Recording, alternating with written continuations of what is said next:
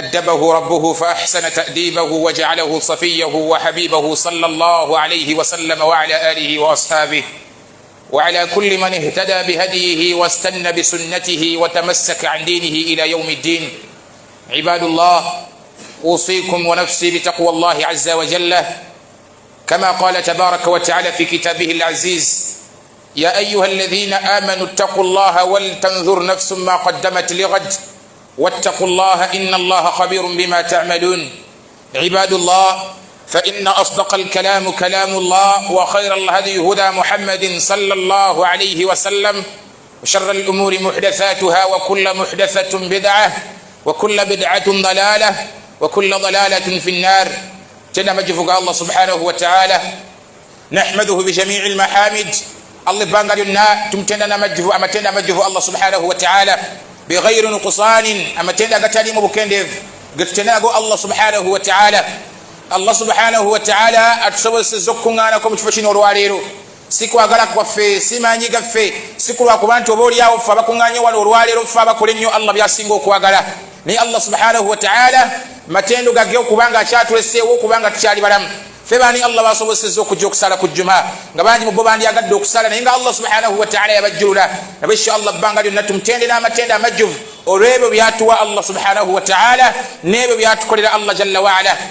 زلكو كسال يقوم بك وفي محمد صلى الله عليه وسلم الذي جاءنا بالدين الإسلام يتجرني شنغنا الدين يفني يوم السلام أبسينغا تتو يغالي لمور واليرو وكذلك أنا أبسينغا تتزني لمور واليرو. والله بانجي مبدو nga tuli basilamu naye nga tuzanyira mu busilamu bwaffe naye nga obusilamu bwe tuzanyiramu wallahi bwayiso mu musayi gwa nabbi waffe Muhammad sallallahu alayhi wasallam ne bamukuba ne bamutulugunya ne batulugunya ne basahaba be okutuusa omusayiro gwamuyika okubula okumugwamu. naye kati ffe obusilamu bwe tukutte essaawa zino bwe tuzanyiramu naye nga wallahi kate kabula kata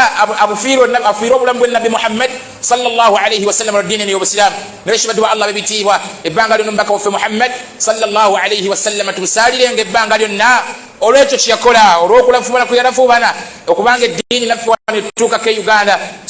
osanga oba oliawo teyaliye oluvannyuma lwa Allah subhanahu wa ta'ala ab'embaale tetwandibadde basiraamu naye olw'okuba nti yateekamu juhudi ey'amaanyi mu kubeera nga asaasaanya obusiraamu olwo Allah subhanahu wa ta'ala namufuula ensonga okuba nti ffenna naffe wano e Uganda ffe nga ffe wano e Mbaale naffe tubeerako abasiraamu lwa nsonga ya nabbi Muhammad sallallahu alayhi wasallam. oba oliawo singa Allah yamutumanga bannabbi abalala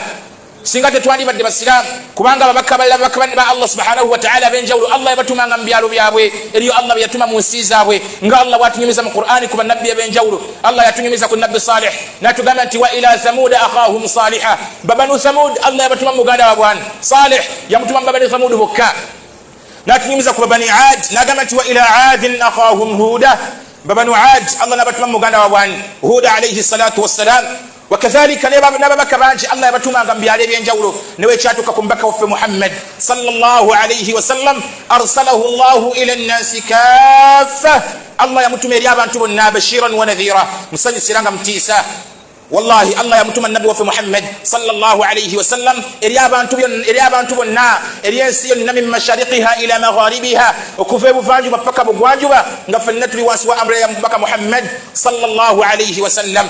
bomanyi ne botamanyi abali mu nsi yo n'abatali mu nsi yo abali ku kyalo ko wangalira n'abatali ku kyalo ko wangalira nabbi waabwe yani yembaka Muhammad sallallahu alayhi wasallam. kyofuna batugamba oba oliawo singa teyaliye tetwali badde basiraamu oba oliawo singa Allah yamutumanga ababaka abalala n'amutuma oba oliawo e Saudi Arabia oba oliawo n'amutuma e Yemen oba oliawo n'amutuma e Madiana oba oliawo Allah n'amutuma e Basra oba n'amutuma e walala ffe Uganda twandibadde tutya basiraamu naye olw'okuba nti Allah jalla waala yamutuma ila nnasi kaffa eri abantu bonna yensonga lwaki wallahi naffe tuli wano tuli basiraamu. kyova olaba mu byengera bitusaanye okubanga twebaza nnyo Allah subhanahu wa ta'ala okubanga tubiina ni'matul islam. baddu ba Allah bebitiibwa ni'matul islam ekyengera ky'obusiraamu ni'matun azima min an'umillah kyengera kinene nnyo mu byengera Allah subhanahu wa ta'ala byagaba. gwani afuusa omusiraamu gwani mu kika kyo nga gwe omusiraamu yekkaaliyo oluvannyuma lw'okubanga abasinga bonna bakafiri nga Allah abamu yabajjula nga bajjulidde ku bukafiri gwani fulani Allah gwakyawadde obusiraamu. baddu ba Allah wetufulanga kadde ntuyimira ku misaalo twebazenga Allah tumugambe nga alhamdulillahi ala ni'mati ni'mati al-islam. Allah tumwebaze ngolwechengere ky'obusiramu. Kyovula baba wali munga Shk al-Islam aitwa Muhammad bin Salih al-Uthaymin rahimahullahu ta'ala mu kitabu kye kiyitibwa Sifatu Salat bwe yali ali ku introduction yakyo bwe yali atulaga obukulu bw'obusiramu yatugamba nti al-islamu ka ghayriha min an-ni'am. Obusiramu buno bulinga ebyengeri ebirala byonna Allah byagaba. Obusiramu Allah kyengera kyagabanga bwolaba Allah waawo omuntu sente. Obusiramu bulinga ezzadde Allah nga bakira ku macha naawe omuntu ezzadde ngeriyo bamya abaana Allah nakira ku macha naawe gundi omwana oli naamumumma. Obusiramu bwe butyo bwe buli Allah akera n'abuwa omuntu n'abumma omulala Allah nakera n'abuwa omulala n'abumma omulala. Nabwe yagamba nti in shukirat omuddu bwe yeebaza Allah olw'ekyengero eky'obusiramu kyamuwadde zadat Allah ayongera okumunyweza obusiramu mu kifuba kye. Wastaqarrat Allah n'abumukuumirako ebbanga lyonna paka lwali mujjula. Wathabatat Allah n'abeeranga munywerezako ebbanga lyonna. Luvannyuma lwa kukola ki? Luvannyuma lwa kufuna kadde ne weebaza Allah jalla waala olw'ekyengero eky'obusiramu kyakuwadde. Baddu Allah subhanahu wa ta'ala tumwebazingako olw'ekyengera ky'obusiramu. Bameka muffe tulina kyanjawulo kifa abatudde wano olwaliwo kubanga tuzze tulye ku bigambo bya Allah nga bangi basigaddeyo bangi bali ku mabodaboda gaabwe baliyo batudde fene tusalawo twanukula omulanga gwa Allah subhanahu wa ta'ala kuba Allah yagamba nti ya ayuha alladhina amanu idha nudiya lisalati min yawmi aljum'a abange mu abakkiriza bwe mbamuwulidde omulanga nga babakowodde okugenda eri esala ya jum'a fas'au ila dhikrillah mwanguyirize mugende eri okujjukirani Allah subhanahu wa ta'ala wadharu albai' mulekewo amaduuka gammwe kaboda ka parking wa taxi girekawo odduko yanguyirize ogende eri okujjukira Allah subhanahu wa ta'ala gamba nti dhalikum khayrun lakum in kuntum ta'lamun ekyo singa okubeera ekirungi gye muli singa mubadde mukimanyi naye kati ffe abali wano ffe baani abo kubanga tutegedde etteeka lya Allah ne tusalawo ne tugamba nti ffe katwanguyirize tugende eri okusaala tugende eri okusaala ejjuma ffe baani naye tukikoze lwaki lwakubanga tuli basiraamu. نشكر الله على نعمة الإسلام بتبع الله نشكر الله تمويبزه على نعمة الإسلام ولويتشنغلا كيو الإسلام شاتودي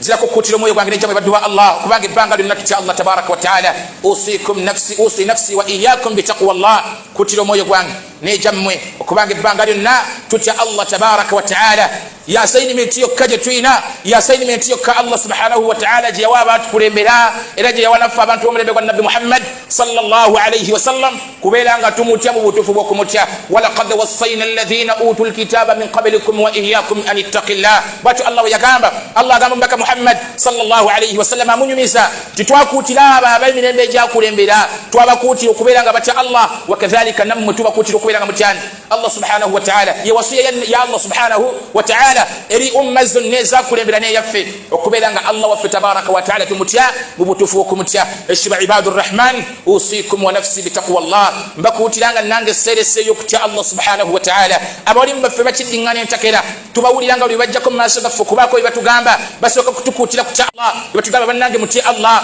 bannange tubakutira kutya Allah wallahi tebakijja ku kwagala kwa myoyo gyabwe naye batuukiriza sunna ya mbaka Muhammad sallallahu alayhi wa sallam yalingo mbaka waffe sallallahu alayhi wa sallam kullu hinama sa'ida ila al-minbari buli wejjanga wane emimbali okubaako byagamba abasiraamu kubaako byanyumiza abasahaba yasookanga ekigambo ekigamba nti usikum wa nafsi bitaqwa Allah. Wallahi yali sunna ya nabi Muhammad sallallahu alayhi wa sallam yakabanga abasahaba ti usikum wa nafsi kutira omwoyo gwange nejja mu bbanga lyonna kubeeranga mutyani kubanga mutya Allah tabaraka wa ta'ala. Wakadhalika nange okutuukiriza sunna ya nabi sallallahu alayhi wa sallam mbakutira baddu ba Allah okubanga ebbanga lyonna Allah waffe tumutya haqqa tuqatihi mu butuufu bw'okumutya Allah tumutye mu butuufu bw'okumutya baddu ba Allah bebitiibwa Allah tumtye mu butuufu bw'okumutya okumanya okutya Allah kyalagawala sallallahu alayhi wa sallam atuuka n'otugamba nti attaqwa Allah huwa ra'su kulli shay'in okutya Allah gwe mutwe ogukulembera buli nsonga yonna kakasa nti buli kyogenda okukola okulembeza kutya Allah kutya Allah kyeki okubanga okola Allah byakulagira leka Allah byakuziiza buli wona abogenda mu bwenzi n'okulembeza okutya Allah wallahi kugenda kutuma kuleka bwenzi kubanga Allah yatuziiza obwenzi buli wona abogenda okubba nojjukira nti kanti Allah subhanahu wa ta'ala ogenda kulekayo okubba buli wona agenda okulyaza amanya n'okulembeza okutya Allah kyekigambo kya nabi Muhammad sallallahu alayhi wa sallam kyatugambye ti attaqwa Allah okutya Allah subhanahu wa ta'ala huwa ra'su kulli shay'in gwe mutwe gwawuli nsonga yonna buli kyogenda okukola kulembeza kutyani Allah subhanahu wa ta'ala wekiba kiri ojja kwekomako wekiba kirungi ojja kgenda mu maaso okikole mu mbeera ekyasinza okubeera nga nnungi. Mawduuna al-yawm tusemuka fugo olwaleero bwetugenda okubanga tutambulizako ebigambo byaffe mu dakiika enfundafunda ate nga tubitegeera bulungi tugenda kwogera ku kigambo ekigamba nti al-istiqama okwenyweza okubeera abanywevu nga twenywereza ku ki al-istiqamatu ala shari'ati llah okwenywereza ku mateeka gani ga Allah subhanahu wa ta'ala. Al-istiqama kitegeeza ki? Al-istiqama kitegeeza athabat okubeera abanywevu okubera abanywevu ala taati llah mukugondera amateeka ga Allah subhanahu wa ta'ala mu bugonvu bwago ne mu bukalu bwago ne tusalawo tunywere ne tugamba nti tujja gateekesa mu nkola ne tunywera ne tuberanga tunywera ne tugateekesa mu nkola mu buzibu bwago ne mu bwangu bwago ne tusalawo tugenda kukikola tetuyita al istiqama ng'ate ekigambo ekyo al istiqama okubeera abanywevu ala shariati llah ku mateeka ga Allah subhanahu wa ta'ala allati shara'ahu Allah fi kitabih ago Allah ge yatutera mu kitabo kyekitukuvu Qur'ani ala lisani rasulihi Muhammad sallallahu alayhi wa sallam nga gayitira ku lulimi lw'omubaka we Muhammad sallallahu alayhi wa sallam tusaanye okubeera nga tugemerezako ebbanga lyonna baddu ba Allah bebitiibwa buli tteeka lyajja mu Qur'an nga Allah tulagira tukole bwe tuti tubere nga tukola buli tteeka lyajja mu Qur'an nga Allah tuziiza nga tugamba temukola bwe tuti wallahi tuteekeddwa okuba nga tukireka kyekituyita al istiqama okubeera nga twenywereza ku mateeka ga Allah nga mu mbeera zonna abayina twagala tetwagala nga tulina okugondera amateeka ga Allah subhanahu wa ta'ala mu bukalu bwago ne mu bugonvu bwago nga tulina okubeera nga tugakola kyetuyita istiqama nga ate al istiqama sifatun min sifati al mu'min kitendo mu bitendo by'abakkiriza bw'omukkiriza yenna atudde wano olwaleero mbimu ku bitendo by'oteekeddwa okubeera nabyo byetuteekeddwa okuba nga tukutenda nabyo kwe kubanga wenywereza ku mateeka ga Allah kwe kubanga gwe Allah byalagira byokola kwe kubanga gwe Allah byaziiza byoleka si kuba nti gwe Allah byaziiza byokola ng'ate byalagira obyokola ki obyesamba kyetuyita al istiqama sifatun min sifati al mu'min kitendo mu bitendo by'abakkiriza fenna abatudde wano olwaleero tusaanye okubeera abaddu abenywereza ku mateeka ga Allah subhanahu wa ta'ala ebbanga lyonna bwe tusomanga etteeka lyonna mu Qur'an nga Allah tugamba nti bannange mukole bwe muti tubeere nga tukola nga Allah yatulagira mu Qur'an okubeera nga tumusinza an yuwahhiduhu wala tushriku bihi shay'an Allah yatulagira mugamu ku mateeka gali mu Qur'an ge tusaanye okubeera nga twenywerezako ebbanga lyonna Allah yatulagira okumusinza yekka obutamugattako kintu kirala kyonna kati omukkiriza omutuufu kwe kubanga yenywereza kwekyo kwe kubeera nga mu mateeka gali mu Qur'ani Allah yatulagira okusala essala meka 5 kati gwe omukkiriza atudde wano n'ogamba nti nze njagala saagala mu bunafu bwange ne mu maanyi gange nina okusala essala meka nina okusala essala 5 kyetuyita al istiqama okubeera nga gwe osinza Allah subhanahu wa ta'ala mu mbeera zonna mu busobozi bwo ng'osala n'ogamba nti kino kankikole njagala sikola ki njagala saagala kyetuyita al istiqama kyovulaba amateeka mangi gajja mu Qur'ani ekitiibwa nga Allah subhanahu wa ta'ala alagira omubaka we Muhammad sallallahu alayhi wa sallam okubeera nga anywera yamugamba nti fastaqim kama umirt kusaba nywera gwe Muhammad sallallahu alayhi wa sallam nga bwe nkulagidde nabbi yali atuuse okubanga atandise okutendewalirwa okulwebyo byali bimuyisibwamu abakuraish olwa meseji yali atuusa gye bali anti tebaayagala kuwulira tawhid bali tebaagala kubajja kusinza masanamu bali tebaagala kubajja kusinza bakatonda baabwe be basanga bakitaabwe basinza kati nabbi Muhammad sallallahu alayhi wa sallam amukola ebiyitirivu bamutulugunya bamukuba Allah namusaka etteeka namugamba nti fastaqim kama umirt gusaba nywera nga bwe nkulagidde bwobokola ki bwobokola tossa mukono sigala ng'otambuza ekigambo kya Allah subhanahu wa ta'ala kati namwe baddu ba Allah bebitiibwa tubasaba tunywere ebbanga lyonna ku mateeka ga Allah olaba Allah subhanahu wa ta'ala ine etteeka eddala lyayogera mu Qur'an nagamba nti ya ayuha inna alladhina amanu aw inna alladhina qalu rabbuna Allah aya bwekyo begamba Allah yagamba nti inna alladhina qalu rabbuna Allah mazima ddala aba bagamba ti bannange ffe omulezi waffe yaani ya Allah subhanahu wa ta'ala nga ffe tukikkiriza Allah ye mulezi waffe nga tukikkiriza Allah yasinzibwa mu butuufu bw'okusinzibwa thumma istaqamu Allah nagamba nti oluvannyuma ne tukyenywerezaako nga tewali asobola tuugula kutujja kwekyo nga ffe tukikakasa bukakasa nti omulezi waffe yaani ya Allah ebizibu byaffe byonna Allah yabimala bye twetaaga Allah yalina obituwa ebitunyigiriza mu bulamu Allah yalina okubitujjirawo nga ffe twakyatyo ne tugamba nti rabbuna Allah mulezi waffe yaani ya Allah subhanahu wa ta'ala nagamba nti thumma istaqamu wetumaliriza okukyatula wetumaliriza okukyogera ne tumala ne tunyenywerezaako ebbanga lyonna ne tutakivaako yagamba nti fala khawf yagamba thumma istaqamu tatanazzalu alayhi almalaika Allah yagamba mu kaseera k'okufa kwe nga Allah amujjuludde Allah asindika zimalaika ne zibeera nga zimuleetera amawulire ag'essanyu ne zimugamba zitya alla takhafu totya wala tahzanu era tonakuwala totya ki ayi totya gy'olaga totya gyokola kijogenda totya wala tahzanu atetika kutanda nona kuwala okuna kuwalira byolesewa emabega wa abshiru bil jannati allati kuntum tu'adun negagattako nokubera gamusanyusa n'ekyengera ky'ejjana eyo Allah jabeera nga abasuubiza naye lwaki oluvannyuma lw'omuddo oyo kubanga yeyatula nti bannange nze nzikiriza Allah omulezi wange ye Allah subhanahu wa ta'ala bwe yamala n'akyenywerezaako n'akola byonna ebitegeeza nti omulezi we ye Allah subhanahu wa ta'ala naye kathirun minna bangi muffe tuli wano twakkiriza nti Allah ye mulezi waffe naye ebikolwa byaffe bye tukola biri paralelo n'ekyo kye twakkiriza tetwasala okwenywereza ku kyetwayogera tukikkiriza era abangi mufe tubabuuza wano tyani muleziwo fenna ansa yaffeeryemu Allah ya Allah subhanahu wa ta'ala newe tukubuuza abaffe byokola okakasa biraga nti omuleziwo ye Allah ng'abaana be bagoba fiizi ogenda mu ssabo ng'abaana be babula ekyokulya ewaka olina gy'olaga abaffe abo tukakasiza nti Allah subhanahu wa ta'ala oba wenywereza ku ekyo kye wayogera nti Allah subhanahu wa ta'ala ye muleziwo tuwa Allah bebitiibwa al istiqama omunywevu otumala okubanga tukkiriza Allah tusanye okubeera nga twenywereza ku ekyo kubanga tukola byonna ebiraga ekyo hadithi endala ya Sufyan ibn Abdillah Allah musime atugamba yagamba mbaka Muhammad sallallahu alayhi wasallam Sufyan ibn Abdillah yabuuza mbaka Muhammad sallallahu alayhi wasallam namugamba nti qul li fil islam qawlan ya Rasulullah ngambayo ko mu busilamu ekigambo kimu bwe kiti la as'aluhu anhu ahadan ba'daka nga sigenda kibuuza mulala yenna luvannyuma lwo mbaka sallallahu alayhi wasallam namugamba nti qul amantu billah gamba kimunti nzikirizani Allah subhanahu wa ta'ala thumma istaqim bomalo kuchogera nywerera ku ekyo kinywerereko kigambo nabi wa Muhammad sallallahu alayhi wasallam kiyagamba Sufyan ibn Abdillah yabugamba nti banga nagamba ngati amantu billah nzikiriza omulezi wangani Allah subhanahu wa ta'ala bomalo kuchatula thumma istaqim bomala kinywerereke banga lyonna tokyawukanako wala ta'khudhukum fi dhalika lawmatan la'im tobanga yoye najjana kuugula ku ekyo kinywerereke banga lyonna tobanga yostani ye najjana atandika okugamba ati atate omaze okwogera nti omulezi wa Allah subhanahu wa ta'ala era okkiriza Allah subhanahu wa ta'ala omaze okukyatula omaze okukikakasa kati nywera twabawo omuntu yenna ajja kuwugula bangi muffe bangi nnyo bajja gye tuli nga sitaani zibayitiriddemu obanga Allah alese shaytaani mu bo kubanga minal jinnati wannas zijjira mu majini ne mu baki ne mu bantu otebenkedde ku Allah wo oli mutebenkevu nnyo ne kijja ne kikugamba olaba ebizibu ebikususeeko tiwagaana okwetambulirako gendako mu kyalo tereza empewo zeomwe inna lillahi wa inna ilayhi raji'un wetubanga tokkiriza Allah subhanahu wa ta'ala ba ibadur rahman tusaanye okubeera nga tukyenywerezaako ebbanga lyonna kubanga tukkiriza Allah tugamba nti Allah ye mulezi waffe buli kyonna tusaanye kikola wakadhalika n'obusiraamu bwaffe tubanga twasalawo okubeera abasiraamu naam kati tubeere nga tuyimirira tunywere ku busiraamu bwaffe bannange tukakase nti bye tukola byonna bwe busiraamu bwe tulimu kakasa nti buli kyokola oreflectinga busiraamu kakasa nti buli kyokola nga gwe omuddu buli kyoyogera kireflectinga busiraamu bwo awo ojja tulaga nti kati oli munywevu ku ddiini ey'obusiraamu bannange baddu ba Allah al istiqama gwe mulamwa gwaffe ogw'olwaleero okubeera nga tubeera abanywevu kubeera nga tubeera abanywevu ku ddiini yaffe kubeera nga tubeera abanywevu ku ddiini yaffe ey'obusiraamu ebbanga lyonna Teka tugatekese munkola nga Allah yagaleta mu kitabu ky'ekitukuvu Qur'an era nga yagasomesa mbaka Muhammad sallallahu alayhi wasallam atera tukakasente teri kyonna kijja kutuugula ku nsonga efaanaganako bwetyo wekuba kusaala tusaale wekuba kusiiba nga kutuuse tusiibe wekubaga kuwayo mu kkubo lya Allah subhanahu wa ta'ala tukwate tubeeyo tujja kubanga tulaze nti bannange tuli banywevu ku ddiini yaffe ate byonna ebijja okutuugula okutujja ku ebyo ebikwatagana n'obusiraamu tubeere nga tubisamba migere tubyesambe bidde wala wallahi tujja kuba tutuusa obusiraamu obutuufu mu maaso g'ekitiibwa Allah obusiraamu bwalaga nti bannange ffe twenyweza ffe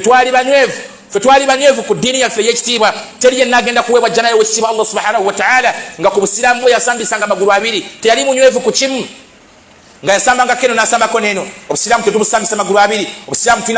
tulina buyimirirako mulundi gumu tetulina kukuba keno neno baddu ba Allah bebitiibwa nabwe kityo usikum wa nafsi kutira omwoyo gwange nejamwe baddu ba Allah okubeera nga ebbanga lyonna twenywereza ku busiraamu bwaffe bwe twasalawo okukkiriza kubanga obusiraamu buno yeddiini baddu ba Allah kati yenna anaabutuusa nga butuufu anaabutuusa mu maaso g'ekitiibwa Allah subhanahu wa ta'ala ng'obusiraamu butuufu ojja kuba weesiimye naye yenna anaabutuusa nga tewabwenywerezako kimala wazannyanga eno n'eri ogenda tuka maaso g'ekitiibwa Allah tabaraka wa ta'ala ng'olimu abo abagenda okusanyusibwa n'ekyengere eky'omuliro gwa Allah ng'olimu abo abagenda okusanyusibwa n'ekyengere eky'omuliro baddu ba Allah saba Allah subhanahu wa ta'ala tuwe okwenywereza ku busiraamu aquli qawli hadha fastaghfirullaha li wa lakum wa lisa'il muslimin innahu huwal barrul karim wa huwal ghafurur rahim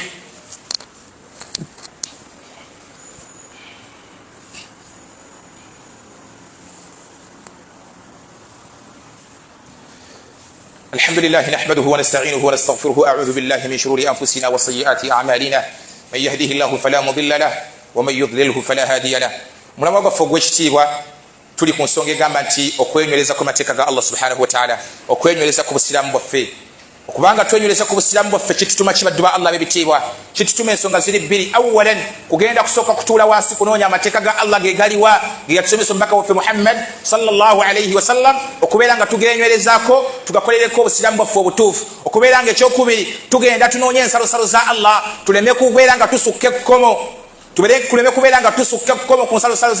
za Allah subhanahu wa ta'ala. Wetunaba tukikoze netumanya wo tekeddwa okukoma ng'abasiraamu, netumanya biki byetekeddwa okwekwatako ng'abasiraamu, wallahi tugenda kuyimirira n'obusiraamu obutuufu, tugenda kubeera banywevu ku ddiini yaffe singa tunategeera wawo tutekeddwa okukoma ng'abaki abasiraamu. Kigambo kya Muhammad bin Salih al-Uthaymin rahimahullahu ta'ala yagamba fa innana qumna bima yajibu alaina min dini al-islam, bwe tunaba tusazeewo okubeera nga tuyimirizaawo byonna ebitukakatako mu ddiini yaffe ey'obusiraamu, min himayatihi mu mbeera y'okubukuuma, wa da'watu ilayhi ne mu mbeera y'okuba nga tukoola abantu okubaagazisa obusiraamu kubanga bajja eri obusiraamu. Yagamba nti obaolyawo sawfa nazdaadu minhu thabatan, obaolyawo Allah subhanahu wa ta'ala ajja kutongera obunywevu ku ddiini yaffe. Bwe tunaba tusazeewo okunoonya ensalosalo za Allah ne tunoonya biriwo ebitukakatako okubeera nga tukola ng'abasiraamu, yagamba nti sawfa nazdaadu minhu thabatan, obaolyawo Allah subhanahu wa ta'ala ajja kutwengera obunywevu ku ddiini yaffe ey'owekitiibwa Allah. Wa amala, Allah atwongere n'okubeera nga tugikolerako. Wa da'wa, Allah atwongere n'okubeera nga tugikolerako abaddu ba Allah, okubeera nga tugibayingiza abo batakirimu. Luvannyuma lwa kukola ki? Luvannyuma lwa kunoonya buwe ensalosalo za Allah subhanahu wa ta'ala weziri, wensalosalo za Allah weziri, wa nabbi waffe Muhammad sallallahu alayhi wasallam wetukugira natugamba nti wano temusukkangawo. Awo kijja tuwaliriza okubeera nga tunywera, naye kisinza okusiba abaana ab'obulenzi,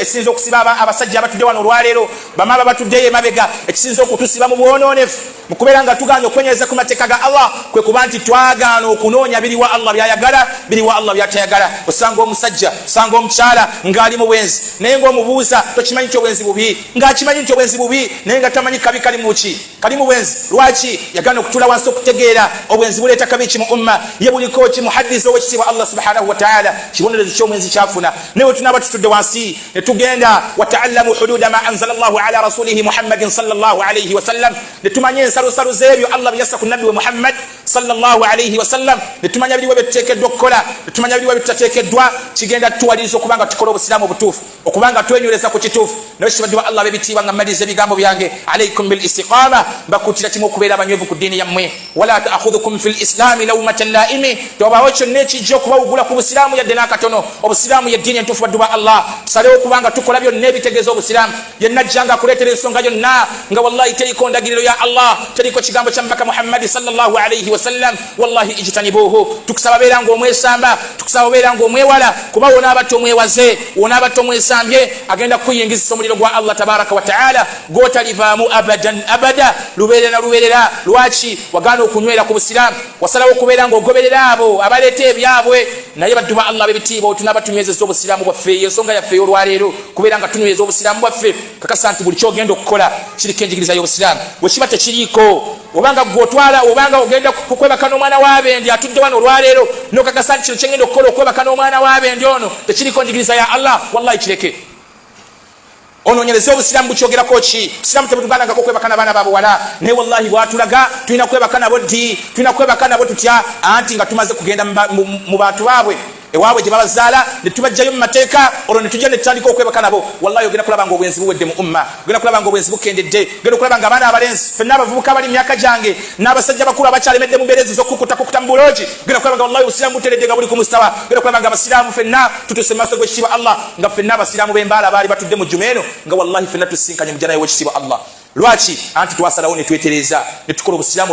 obutuufu, ne tusalawo okugamba nti teri kye tukwatako kyonna okuggyako nga kiriko ensomesa ya Qur'an oba ekigambo ky'omubaka Muhammad sallallahu alayhi wa sallam. Allahumma salli ala Muhammad wa ala ali Muhammad kama sallaita ala Ibrahim wa ala ali Ibrahim innaka hamidun majid. Warda Allahumma an al-arba'ati khulafa'i ar-rashidin khususan minhum Abu Bakr wa Umar wa Uthman wa Ali wa an sittati baqiyati min ashab al-jannah. Allahumma a'izz al-islam wal muslimin wa adhill ash-shirka wal mushrikin wa dammir a'da'aka a'da' ad-din wa ahmil hawzat al-islam ya rabbal alamin. Allahumma la tad'a lana fi maqamina hadha dhanban illa غفرته ولا هما إلا فرجته ولا دينا إلا قضيته ولا حاجة من حوائج الدنيا إلا قضيتها يا أرحم الراحمين. اللهم أرنا الحق حقا وارزقنا اتباعه وأرنا الباطل باطلا وارزقنا اجتنابه برحمتك يا أرحم الراحمين. اللهم اقسم لنا من خشيتك ما تحول به بيننا وبين معصيتك ومن طاعتك ما تبلغنا به جنتك ومن اليقين ما تهون به علينا مصائب الدنيا. اللهم متعنا بأسماعنا وأبصارنا وقوتنا أبدا ما أبقيتنا واجعله الوارث منا. اللهم اجعل ثأرنا على من ظلمنا وانصرنا على من عادانا ولا تجعل مصيبتنا في ديننا ولا تجعل الدنيا أكبر همنا ولا مبلغ علمنا ولا تسلط علينا من لا يخافك فينا ولا يرحمنا. اللهم آت نفوسنا تقواها وزكها أنت خير من زكاها أنت وليها ومولاها برحمتك يا أرحم الراحمين. أقم الصلاة إن الصلاة كانت